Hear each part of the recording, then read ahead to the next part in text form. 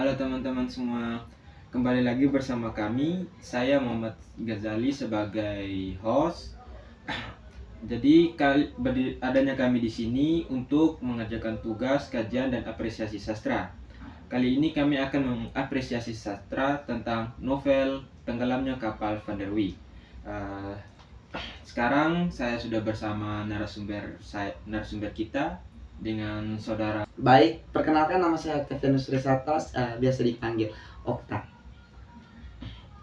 Jadi kali ini kami akan membahas tentang novel Tenggelamnya Kapal Van der Wijk ya.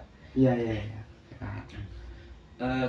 Baik, langsung saja.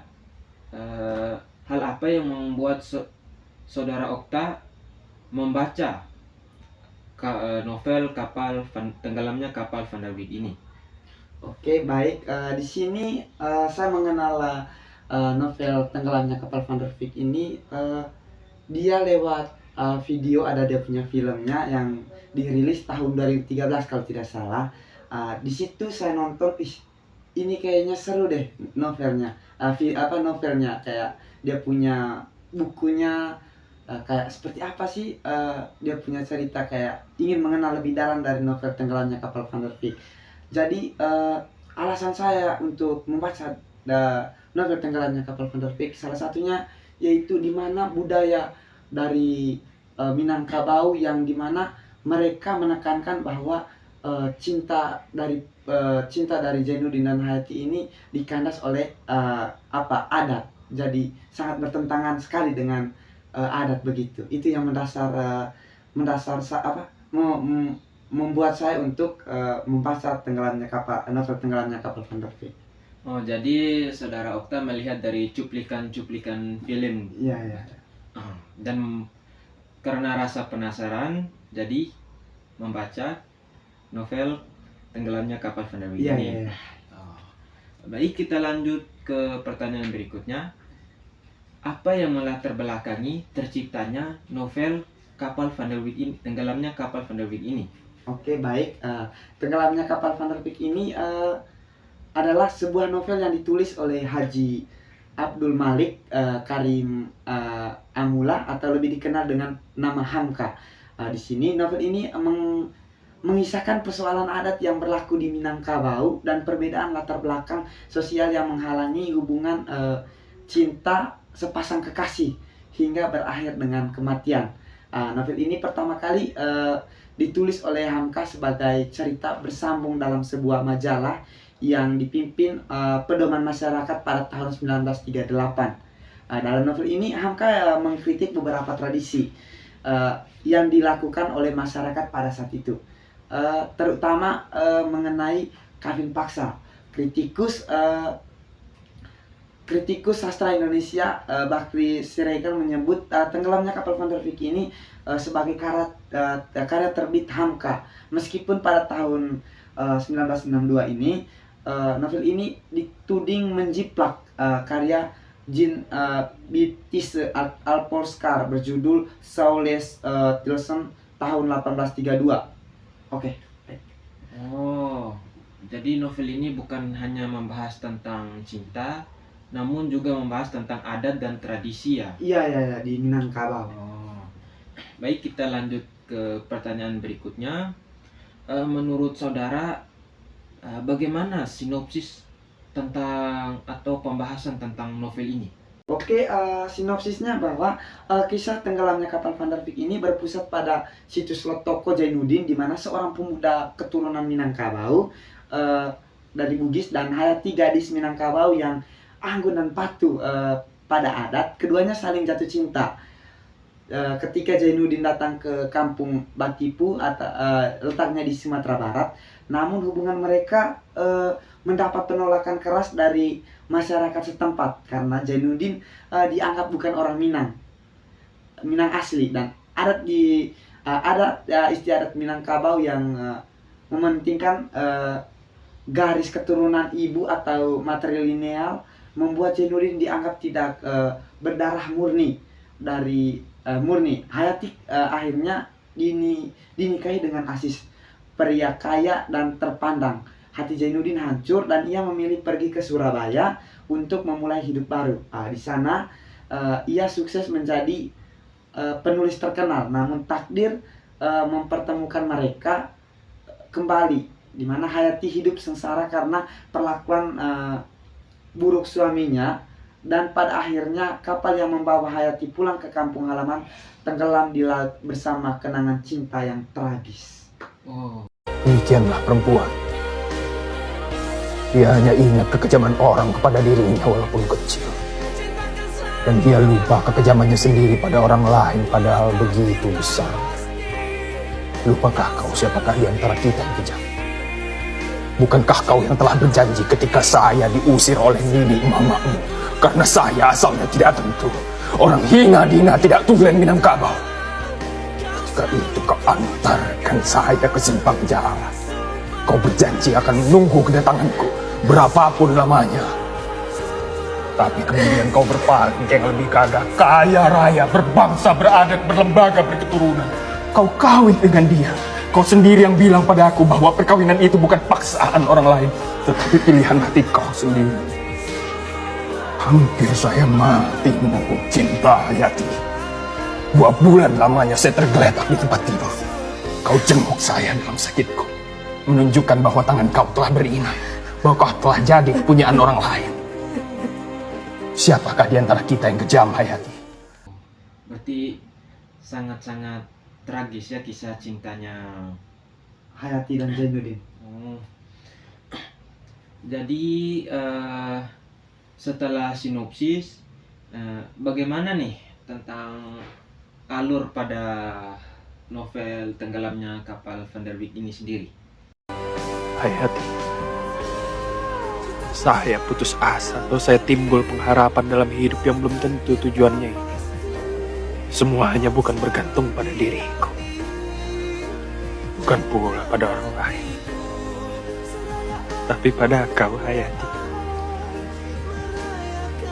Kau yang sanggup menjadikan saya seorang yang gagah berani. Kau pula yang sanggup menjadikan saya sengsara selamanya. Kau boleh memutuskan pengharapanku. Kau pun sanggup. Zainuddin, hati saya dipenuhi cinta kepada kamu. Dan biar Tuhan mendengarkan bahwa engkaulah Zainuddin yang akan menjadi suamiku kelak, bila tidak di dunia. Jadi setelah sinopsis, apa tema yang cocok untuk novel Tenggelamnya Kapal Van der Wijk ini? Oke, tema dan makna dari novel ini yaitu ada beberapa, ada 4, yaitu Hamka menghadirkan beragam tema mendalam dalam novel ini, yaitu menjadikan salah satu karya paling kuat dalam sastra Indonesia klasik. Di sini yang pertama cinta dan pengorbanan, di mana cinta Zainuddin dan Hayati menunjukkan bahwa cinta sejati tidak selalu berakhir bahagia. Keduanya rela berkorban demi martabat dan kehormatan keluarga. Namun kisah ini juga menyoroti bagaimana adat dan tekanan sosial dapat menghancurkan hubungan yang tulus. Dan yang kedua itu adat dan ketidakadilan sosial, di mana melalui kisah ini Hamka mengkritik keras adat Minangkabau yang kaku dan diskriminatif, terutama terhadap orang yang dianggap bukan asli atau tidak seketurunan Zainuddin, menjadi simbol perjuangan melawan ketidakadilan sosial, sementara Hayati mewakili perempuan yang terjebak di antara cinta dan kewajiban adat. Dan yang ketiga, identitas dan harga diri. Di sini sebagai tokoh utama, Zainuddin digambarkan memiliki semangat tinggi untuk membuktikan bahwa harga diri tidak ditentukan oleh asal-usul, melainkan oleh kerja keras dan ketulusan hati. Pesan ini relevan hingga kini, mengingat masih banyak orang yang menilai status berdasarkan latar belakang, bukan karakter. Yang keempat yaitu agama dan moralitas.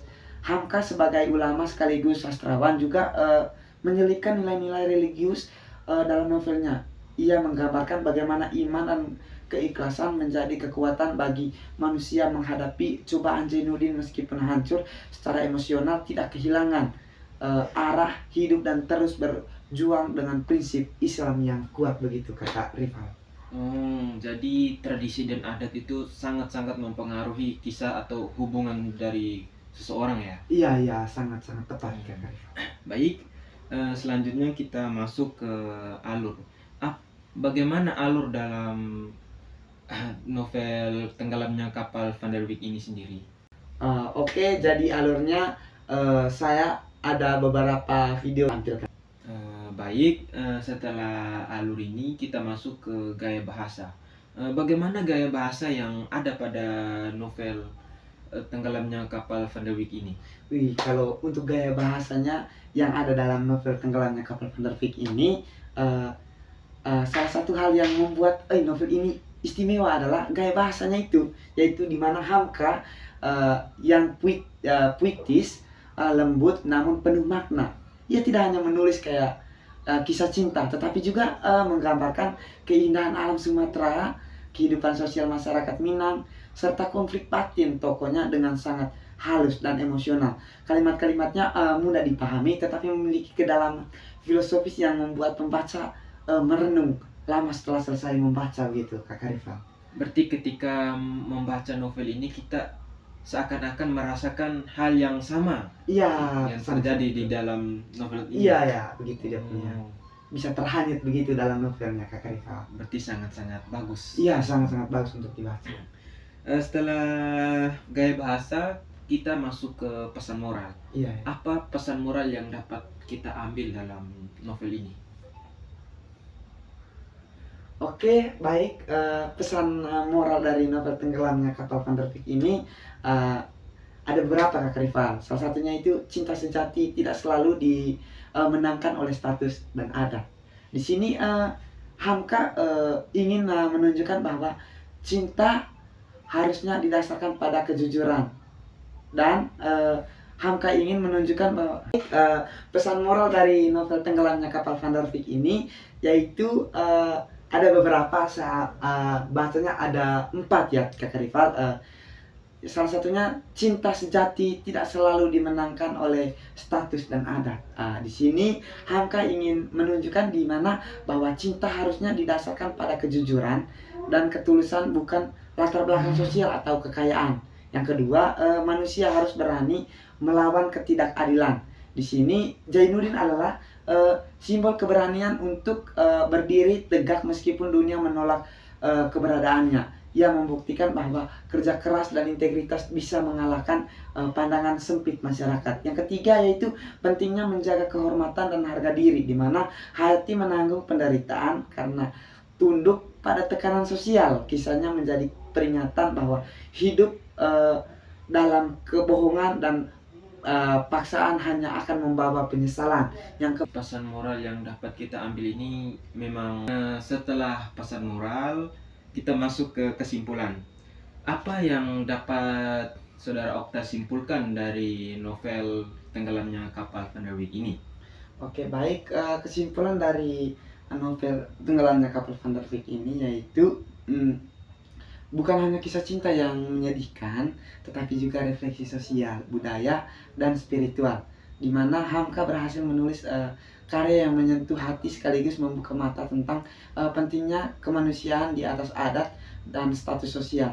Di sini lebih dari 80 tahun sejak diterbitkan ini novel, pesan moral dalam novel ini tetap relevan bahwa cinta, ketulusan, dan perjuangan untuk keadilan adalah nilai abadi yang tidak akan pernah tenggelam. Jadi kutipan yang penting dari novel ini adalah kemanusiaan lebih di atas adat. Iya. Jadi kita boleh mewariskan adat, tapi jangan lupa dengan rasa kemanusiaan kita sebagai makhluk sosial ya. Iya. Baik, terima kasih Saudara Okta atas ilmu yang telah dibagikan kepada kita semua.